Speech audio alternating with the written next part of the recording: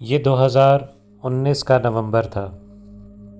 ریاض ایک truck driver تھا جو راتوں کو کراچی سے خضدار کی طرف مال لے کر جاتا تھا۔ اس رات وہ اکیلا تھا۔ گھڑی رات کے 2:50 دکھا رہی تھی جب اس کا ٹرک پہاڑی موڑ کے قریب پہنچا۔ وہ جگہ 50 نمبر موڑ کے نام سے مشہور تھی کیونکہ وہاں کئی حادثے ہو چکے تھے۔ لوگ کہتے تھے اس موڑ پر کوئی عورت نظر آتی ہے اور گاڑیاں کنٹرول سے باہر ہو جاتی ہیں۔ ریاض نے جیسے ہی موڑ کاٹنے کے لیے ہارن دیا، سامنے ایک عورت کھڑی تھی۔ سفید لباس، لمبے بال، چہرہ سیاہ جیسے جلا ہوا ہو۔ اس نے ہاتھ اٹھا کر رکنے کا اشارہ کیا۔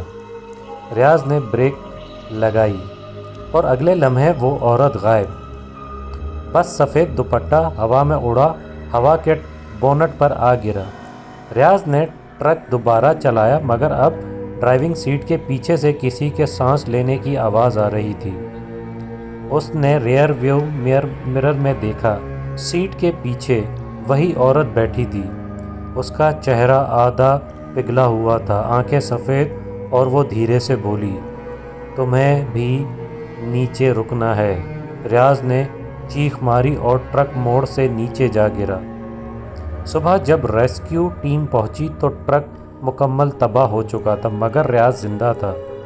وہ مسلسل ایک ہی بات کہہ رہا تھا، میں نے بریک لگائی تھی مگر کسی نے میرا ہاتھ پکڑا۔